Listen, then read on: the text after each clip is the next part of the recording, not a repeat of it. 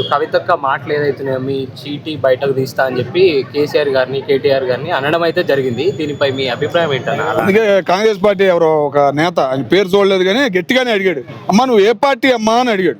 కాబట్టి నువ్వు ఏ పార్టీయో నువ్వు క్లారిటీ అనేది ఇచ్చి బీఆర్ఎస్ గురించి మాట్లాడాలి, కేసీఆర్ గారి గురించి నువ్వు మాట్లాడాలమ్మా. నువ్వు ఏ పార్టీ, నేను ఈ పార్టీలో ఉండా అని చెప్పేసి మాట్లాడితే కేసీఆర్ గురించి బాగుండిద్ది కవిత గారు.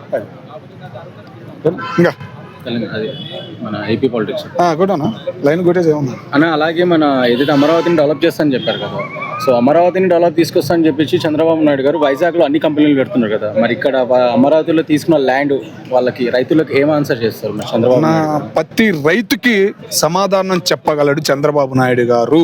ఎందుకంటే రీసెంట్గా ఇప్పుడే ఒక అరగంట ముందే అమరావతిలో ఏం జరుగుతుంది, ఏం ఆగిపోయినాయి, ఎక్కడ ఏమేమి జరుగుతున్నాయి అనేది ఒక వీడియో సోషల్ మీడియాకి ఇవ్వడం జరిగింది గవర్నమెంట్. ఆ వీడియో చూసిన తర్వాతనే నేను చెబుతున్నాను విషయం. అమరావతి అనేది చాలా తొందరగా అవుతుంది. ఇంత తొందరగా ఆ పనులు ఆగిపోయిన బిల్డింగ్లు కానీ అన్ని ఇంత తొందరగా అయినాయా, ఒక ఆశ్చర్యాన్ని కలిగించింది. నారాయణ అంటేనే కొద్దిగా మెతగా అని అనుకునే మా లాంటి వాళ్ళకి ఒక రిజల్ట్ అనేది ఈరోజు కనపడింది. కంపల్సరీగా నేను చెబుతున్నానన్న 2 సంవత్సరాల్లో అమరావతి గురించి 2 సంవత్సరాలే మాట్లాడేది, తర్వాత ఒక్కడు కూడా మాట్లాడు. ఓకేనా? అట్లాగే కొన్ని పొల్యూషన్ కంపెనీలు ఉన్నాయి. ఆ కంపెనీలు ఏం చేస్తున్నాయంటే వైజాగ్ సముద్రం ఉందని ఆలోచన ఉంటున్నాడు. ఏంటంటే ఇటు పడతలా, ఇటు చీరాల బీచ్ ఉంది, బాపట్ల బీచ్ ఉంది, ఒకప్పుడు వ్యవసాయ ఇంజనీరింగ్ కాలేజీ, కెమికల్ కానీ అన్ని హైదరాబాద్ రాకముందు, హైదరాబాద్లో వ్యవసాయ ఇంజనీరింగ్ కాలేజీ పెట్టకముందు బాపట్ల ఇంజనీరింగ్ కాలేజీ ఫేమస్. ఆ కాలేజీలో చేశారు, ఎన్నో కెమికల్ చేశారు, ఎన్నో తయారు చేశారు. ఒక పేరుంది ఆ బాపట్ల ఇంజనీరింగ్ కాలేజీకి, వ్యవసాయ ఇంజనీరింగ్ కాలేజీ. సేమ్ అలాంటి వాతావరణం అక్కడ ఉంది. అది కూడా చంద్రబాబు నాయుడు గారికి తెలుసు అనుకుంటున్నాం. ఏంటంటే పాతతనాన్ని మళ్ళీ తీయాలి, చుట్టూ ఉన్న వాతావరణాన్ని వాడుకోవాలి. 40,000 కాదు, ఇంకా 100 కాదు, నువ్వు ఎంత అడిగితే అంత ఇవ్వడానికి రైతులు, అక్కడ ఉన్న లోకల్ వాళ్ళు నీకు సపోర్ట్గా ఉండారు. చంద్రబాబు నాయుడు గారు ఉపయోగించి ఒక రాయి అనేది వేసి తర్వాత నీ ఇష్టం. ఓకేనా? దాని ఆటోమేటిక్గా జరుగుద్ది. ఒక భయం అనేది పోయింది. మన పార్లమెంట్లోనే అమరావతి బిల్లు అయిపోయినట్టయితే మూమెంట్ వేరేగా ఉండేది. కానీ ఇంకొద్దిగా అమౌంట్ ఈ పంచాయతీ ఎలక్షన్లు ఉండే కదా, పంచాయతీ ఎలక్షన్ల అమౌంట్ కేంద్రం ఇచ్చే మూమెంట్ ఈ మార్చిలో కానీ ఏప్రిల్, అది ఇది మొత్తం కలిపి కొడదాం అనే మూమెంట్లో ఉండారు గవర్నమెంట్ అనే ఒక నమ్మకం అయితే జనానికి కనపడింది. కాబట్టి చెబుతున్నాను, కంపల్సరీగా అమరావతి అనేది ఒక రాయి పడింది, పరిగెడుతుంది అనే మాట మాత్రం ఈరోజు ఆ వీడియో చూశాను కాబట్టి, నేను అక్కడ ఓన్గా కాబట్టి. ఓకేనా? నేను చిరిగానే అంతకుముందు ఆ రాళ్ళు జగన్మోహన్ రెడ్డి గారు ఆపేసిన ఎన్నో ప్రాజెక్టులు కానీ అన్ని చూశాను కాబట్టి నేను అంత క్లారిటీగా చెబుతున్నాను. ఒక రాయి అనేది పడింది, పనులు అనేవి జరుగుతున్నాయి అనిపించింది. ఇప్పుడు అలాగే మన ఏదైతే టొబాకో ఉందో, టొబాకో అనేది అనుసారం పైన దాదాపు గవర్నమెంట్ ప్రతి ఒక్క కొన్ని ప్రోడక్ట్స్ పైన దాదాపు 40% GST వర్తిస్తుంది. ఎందుకని చెప్పేసి ఇంతగా దాన్ని ఇదిగా తీసేసుకుంటున్నారు గవర్నమెంట్. కేంద్రం నుంచి మనకి ఫుల్ సపోర్ట్ అనేది ఇంకా పూర్తిగా అందట్లేదన్నా. ఇప్పటికీ యూపీ మీద అటు సైడే వస్తుంది కేంద్రం. దగ్గర 10 సంవత్సరాల నుంచి మోడీ గారు రెండో సంవత్సరం నుంచి ఇటు దక్షిణ భారతదేశాన్ని తొక్కడం అనేది జరుగుతుంది. కానీ ఇప్పుడు ఏంటంటే కూటమి ప్రభుత్వం అవసరం వచ్చినా కూడా 2 సీట్లు ఎంపీ సీట్లు వచ్చినాయి. మూమెంట్ ఏంటంటే కదలట్లా. దాని ఆ పర్సంటేజ్ శాతం ఉంది చూసావా. ఇప్పుడు పొగాకు తీసుకోవచ్చు, మిర్చి తీసుకోవచ్చు, పత్తి తీసుకోవచ్చు, ఎన్నో అనేవి మన ఓన్గా వెళ్ళిపోతున్నాయి. ఇంతకుముందు దేశాల పర్మిషన్ తీసుకోవడం, వాళ్ళ బోట్లు వచ్చి వేసుకెళ్తాం జరిగేది. కానీ మన ఓన్ ఏపీలో ఉన్న పెద్ద వాళ్ళ బోట్లు రెడీ అయినాయి, అంతా ఇక్కడి నుంచే ₹1 ఖర్చు లేకుండా వెళ్తున్నాయి. ఆదాయం అనేది వస్తుంది, కానీ ఆ పన్ను అనేది ఇక్కడికి రావట్లా, ఆడే ఆగుతుంది అమౌంట్. 40% GST వర్తిస్తే ఇప్పుడు పెడుతున్నారు కదా. నేను చెబుతుంది అదే అన్న. ఇప్పుడు ఆ 40% అనేది పెడతాం వల్ల ఆ వచ్చే ఇంకా 20% వస్తాం చూసావా, అది కూడా ఆగిపోతుంది. కాబట్టి వెళ్ళే దాని మీద ప్రతి దాని మీద ట్యాక్స్ అనేది పడాలి. ఎంత వెళ్తుంది ఏందనేది పూర్తిగా ఆరా అనేది గవర్నమెంట్కి ఇవ్వాలి. ఒక్క సరుకు బయటికి వెళ్ళినా గవర్నమెంట్కి సమాచారం ఇవ్వాలి. అక్కడ పోర్టుల దగ్గర చూస్తున్నాం, కాకినాడ తీసుకోవచ్చు, నువ్వు మచిలీపట్నం తీసుకోవచ్చు, ఏదైనా తీసుకోవచ్చు. అక్కడ సరైన గవర్నమెంట్ ఆఫీసర్లు, సరైన గవర్నమెంట్ అధికారం అనేది అక్కడ లేదు. అది ఏర్పాటు చేయగలిగితే గవర్నమెంట్కి వచ్చే ఆదాయం, ఆంధ్ర రాష్ట్రానికి ముందు బయట దేశాలకు వెళ్ళే ఆదాయం ఉంది చూసావా, ఎక్కువగా వచ్చేది ప్లస్ ఆంధ్రాకే. అదే యువతకు జాబ్ల పట్ల అమరావతిలో వాళ్ళు ల్యాండ్లు అయితే తీసుకున్నారు, కానీ జాబ్లు యువతకు ఫ్యాక్టరీలు వాడకపోతే జాబ్లు వాళ్ళకి ఎట్లా వస్తాయని 20 లక్షల జాబులు అన్నారన్న గవర్నమెంట్. కానీ 20 లక్షలు ఎక్కడిచ్చిందన్న నీకు? 20 లక్షలు అనేది ఎక్కడిచ్చింది? ఇప్పటికీ ప్రతిపక్షంలో అడిగేవాళ్ళు లేరు. ఓకేనా? అమరావతిలో తీసుకోవచ్చు, ఎక్కడైనా తీసుకోవచ్చు. 4 లక్షలు 3 లక్షలు ఏదైనా గవర్నమెంట్కి ఆ సచివాలయం ఉద్యోగులు తీసేయకుండా అవి కంటిన్యూ చేయడం కానీ ఏ అయినా కానీ ఆ మూమెంట్ అనేది నడిచింది. కానీ 20 లక్షల ఉద్యోగం అడిగేవాళ్ళు లేరు.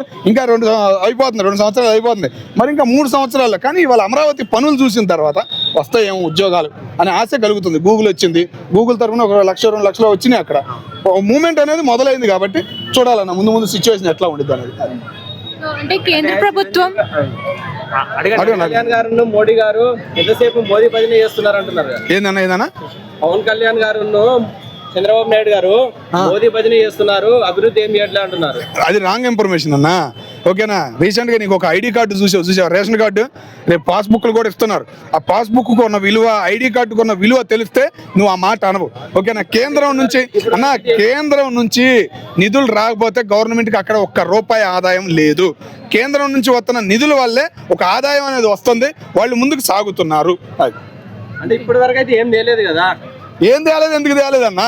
నీకు ఏది వైజాగ్ విశాఖ ఉంది, విశాఖ ఉక్కు తెలుసు కదా, అది ఎన్ని కోట్ల అప్పులు ఉంది? 11,000 కోట్లు స్పాట్లో అయిపోయింది. అది ఇప్పుడు ఇంకా పనులు నడుస్తున్నాయి అంటే మా కూటమి ప్రభుత్వం వల్లే, అది ముఖ్యంగా మోడీ గారి వల్లే. అంటే లేకుంటే ఆయన ప్రైవేటీకరణ చేస్తా అంటుండు కదా. అవదన్నా, విశాఖ ఉక్కు ఆంధ్రుల హక్కు అనేది ఒక చరిత్ర ఉందన్నా, దాని ప్రైవేటీకరణ చేయనీరు. అక్కడ ఉన్న ఎంప్లాయర్స్ ఉన్నారు కొంతమంది, ఒరిస్సా వాళ్ళు, ముఖ్యంగా కర్ణాటక వాళ్ళు, తెలంగాణ వాళ్ళు సీనియర్లు ఉన్నారు. వాళ్ళని తొక్కేస్తే అక్కడ ఆంధ్ర వాళ్ళు కొద్దిగా తక్కువగా ఉండారు, నలిగి ఉండారు. వాళ్ళకి ప్రమోషన్లు అనేవి రాక దగ్గర 7 సంవత్సరాలు 8 సంవత్సరాల నుంచి ప్రమోషన్ అనేది ఆగిపోయి పెండింగ్ పెట్టి ఉండటం వల్ల ఈ సమస్యలు అనేవి వస్తున్నాయి అని చెప్పేసి అక్కడ అంటున్నారు. సమస్యలు వస్తున్నాయా లేకుంటే పవన్ కళ్యాణ్ గారు చంద్రబాబు నాయుడు గారు ఇట్లా సృష్టించి ఇప్పుడు గతంలో పెద్ద ఎత్తున ఈ ఉద్యమాలు సృష్టించారు, అవి మధ్యలోనే ఆగిపోయాయి, మళ్ళీ ఎక్కడ ఉద్యమాలు ఇప్పుడు లేవు కదా. అన్నా నీకు ఒక్కటి చెబుతున్నా కదన్నా, అడిగేవాడు లేకపోతే ఆడ అన్నం పెట్టాలంటావు చూసావా. ఇప్పుడు ఏపీకి ఉన్న పరిస్థితి అంతే. ఓకేనా, అడిగేవాడు లేకపోతే అన్నం పెట్టేవాడు లేడు ఆడ. కాబట్టి అడిగేవాడు ఉండాలి. అడిగేవాడు ఎవరు ఉండరు? ఈ ప్రతిపక్షంలో ఎవరు లేరు, 11 సీట్లు లేవు, ఇంకేం అడుగుతారు చెప్పు? శుభ్రంగా కేంద్రం నుంచి వస్తుంది, ఎవరు తినకుండా ఉండరు ఈ కాలంలో. ప్రభుత్వాలు అంటే ప్రజలకు జవాబుదారితనంగా ఉండాలి. మరి ప్రత్యేక హోదా తెస్తా అన్నారు, ఇప్పుడు దగ్గర 7-8 సంవత్సరాలు అయిపోయింది, ఎవరికి కూడా అంటే ప్రజలైతే సంతృప్తిగా లేరు. నాయకులు, ప్రతిపక్ష నాయకులు కానీ అధికార పార్టీ నాయకులు కానీ నాయకులు మాత్రమే సంతోషంగా ఉన్నారు. నీకు ఒక మాట చెబుతున్నాను, నాయకులు సంతోషంగా, ప్రజలు సంతోషంగా ఉండారు కాబట్టి ఒక పార్టీకి 160 సీట్లు వచ్చినాయి. అప్పుడు చెప్పేది నా అప్పుడు వైఎస్ 2019లో ఎన్ని వచ్చినాయి? వైఎస్ జగన్మోహన్ రెడ్డి గారికి సేమ్ అదే ఇప్పుడు అట్టగా వచ్చినాయి కదా. ప్రజలు సంతోషంగా ఉండారు కాబట్టి పార్టీలకి అన్ని సీట్లు వస్తున్నాయి. ఒకటండి, ఇప్పుడు ఓట్ అనేది ఈ పార్టీగా ఆ పార్టీగా ఏదో ఒక పార్టీకి వేయకుండా తప్పని పరిస్థితి అయింది ఈ రోజు ప్రజల పరిస్థితి. వేయకుండా ఉన్న చోట్లు కూడా ఉన్నాయి. నీకు తెలుసా, ఏపీలోనే ముఖ్యంగా ఒక 95లోనో 2000లోనో ఒక సంవత్సరం ఓటింగే లేదు, లేకు 39% ఓటింగ్ నమోదైంది. అట్లాంటి ఓటింగ్ ఉన్న ప్లేస్ అది. ఓన్లీ కానీ 77% పోల్ అయిందంటే నీకు అదే ఉదాహరణ. నేను ఏమంటున్నా, ఎంత పర్సెంటేజ్ ఓటింగ్ పోలింగ్ అయిందనేది కాదు, ఎంతో కొంత ఎవరికో ఒకరికి వేయాల్సిందే కదా ఓట్ అనేది. నేను అంటుంది అదే కదన్నా, ఆంధ్ర వాళ్ళు ఓట్లు వేయరు. నేను చెబుతుంది అది నీకు. ఆంధ్ర వాళ్ళు ఎవరు సరిగ్గా చేయలేదనుకో, అటు ఇటు అన్నారు అనుకో, ఓట్లు వేయరు. దానికి ఉదాహరణ నీకు 39% వచ్చింది ఒక ఏడాది అని చెబుతున్నా నీకు. అది ఎంత పర్సెంటేజ్ వచ్చినా ఓటింగ్ ఎవరికో ఒకరు డిక్లేర్ చేస్తారు కదా, చెయ్యాలి కదా నా, చేయాలి, మూమెంట్ ని బట్టి ఉంటది కదా. అట్లా అందుకని మరి ఎందుకు మరి ప్రత్యేక హోదా ఇవ్వట్లేదు? ప్రత్యేక హోదా అవసరం లేదన్నా, కేంద్రం నుంచి ఆదాయం వస్తుంది. ప్రత్యేక హోదా గురించి పోరాడాల్సిన టైం కాదు ఇది, పోరాడాల్సిన టైం అప్పుడే. కేంద్రం అందరికి ఇస్తుంది కదా. ఎవరికి ఇస్తుంది? అన్ని రాష్ట్రాలు. ఏమిస్తుంది? తెలంగాణకు 1 రూపాయి ఇచ్చిందా? నీకు తెలంగాణకు 1 రూపాయి ఇచ్చిందా? గుజరాత్ గానీ అన్ని అన్న, మనం నీకు ఒకటి చెబుతున్నా నేను, మనం గుజరాత్ గురించి అటు ఏది ఉత్తర భారతదేశం గురించి మాట్లాడే పరిస్థితి కాదు. ఓకేనా, మాట్లాడాల్సింది దక్షిణ భారతదేశం గురించి. దక్షిణ భారతదేశంలో మోడీ గారు ఎక్కిన 15 సంవత్సరాల్లో 2 సంవత్సరాలు తప్ప 3వ సంవత్సరం నుంచి ఒక ఆదాయం అనేది రాలేదు. ఇప్పుడు కూడా ఇంకా రాదు. వీళ్ళు సంపాదించుకోవాలి, వీళ్ళ కింద బాగా ఉందా బంగారం అనే మూమెంట్ మోడీ గారు అంటున్నారు. అది ఓకేనా. Thank you. అన్న, ఇప్పుడు కేంద్ర ప్రభుత్వం సోషల్ మీడియాలో అశ్లీల కంటెంట్ తొలగించాలి అని చెప్పేసి సోషల్ మీడియాకి వార్నింగ్ ఇచ్చింది. అంటే పిల్లల పైన ప్రభావం ఎక్కువ పడుతుందని చెప్పేసి, దీని గురించి మీరు ఏమంటారు? మా సోషల్ మీడియా అనేది ఏంటంటే, ఇప్పుడు పిల్లలు అన్నం తినకపోతే, చిన్న పిల్లలమ్మా 2 సంవత్సరాలు, సంవత్సరాల పిల్లలు అన్నం తినకపోతుంటే సెల్ ఫోన్ ఎదురుగా పెడుతున్నారమ్మా. ఇప్పుడున్న పరిస్థితి అట్లా తయారైంది కాబట్టి ఆ మీడియాలో ఏం వస్తున్నాయి ఏందనేది అర్థం కావట్లేదు.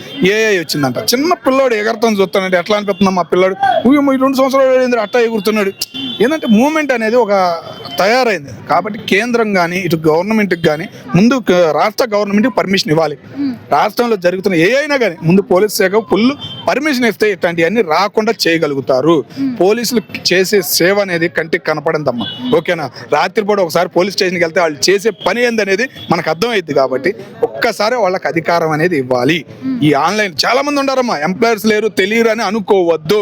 భారతదేశంలో తెలిసిన ప్రతి ఒక్కడికి మిగతా వాళ్ళకే తెలియదు, భారతదేశంలో మొత్తం తెలుసు. కానీ నేనెందుకు చేయాలి, నేనెందుకు సాయం చేయాలనే ఫీలింగ్ లో ఉంటారు మనోళ్ళు. ఆ ఫీలింగ్ అనేది పోగొట్టాలంటే ఫుల్ అధికారం ఇవ్వాలి కేంద్రం అధికారం తీసుకోవడం కదా ఈ సోషల్ మీడియా మీద. రాష్ట్రాలకి, రాష్ట్ర గవర్నమెంట్లకి పర్మిషన్ ఇస్తే పనికి మాలిన వాళ్ళందరూ, యదవులందరూ పనికొచ్చేవి కాకుండా పనికిరాని పెట్టకుండా ఉంటారు. హాయ్ అండి, this is actor Suman. So వీటీవీని లైక్ చేయండి, షేర్ చేయండి, సబ్స్క్రైబ్ చేయండి. Hi hello, I'm Sasirekha, Miss India. So వీటీవీని లైక్ చేయండి, సబ్స్క్రైబ్ చేయండి, షేర్ చేయండి. ఏమైనా డౌట్స్ ఉంటే కామెంట్ బాక్స్లో కామెంట్ చేయండి. Thanks for VTV.